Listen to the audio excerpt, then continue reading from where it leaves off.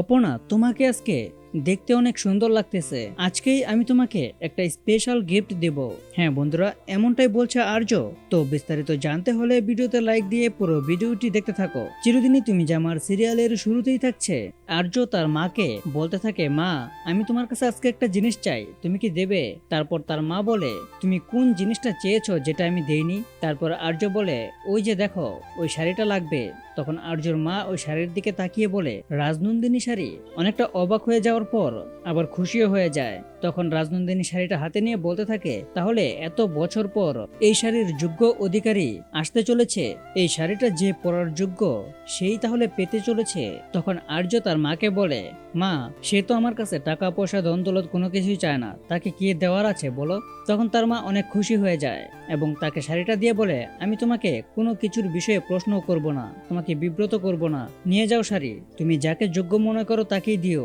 তখন আর্য বলে, মা চিন্তা করো না, রাজনন্দিনী শাড়ির ব্র্যান্ড প্রমোশন চলছে, তো আমাদের কোম্পানির একটা বড় অনুষ্ঠান হবে, সেই অনুষ্ঠানেই তাকে নিয়ে আসবো এবং তোমার সঙ্গে পরিচয় করিয়ে দেব। তারপরে আর্য তার নিজের রুমে গিয়ে অপর্ণাকে ফোন দেয় আর ফোন দিয়েই বলতে থাকে, অপর্ণা তোমাকে দেখতে খুব ইচ্ছে করছে, তুমি কি আসতে পারবে সেই ক্যাফেতে? তখন অপর্ণা আর দেরি না করে সাথে সাথেই সুন্দরভাবে সেজে গুজে সেই ক্যাফেতে চলে আসে। আর আসার সাথে সাথেই আর্য অপর্ণাকে দেখে বলতে থাকে, বাহ অপর্ণা, তোমাকে খুব সুন্দর লাগছে।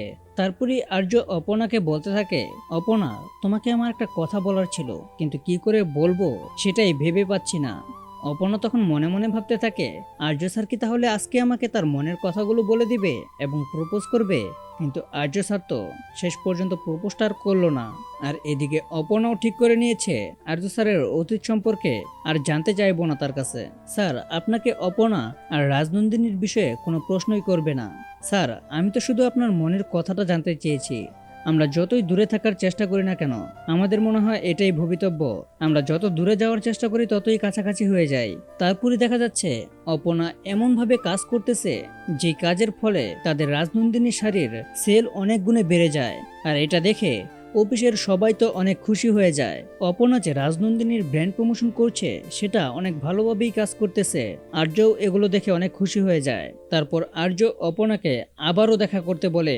তখন অপর্ণা আবারও সেই ক্যাফেতে চলে আসে। আর অপর্ণা এসেই আর্য স্যারকে ক্যাফেতে আগে থেকে হাজির দেখে অনেকটা অবাক হয়ে যায় এবং খুশি হয়ে যায় আর বলতে থাকে, স্যার আপনি ইদানিং দেখছি আমার আগেই ক্যাফেতে এসে বসে থাকছেন, তো আপনার কেমন লাগছে অফিস ছাড়া বাইরে সময় কাটানোর বিষয়টা?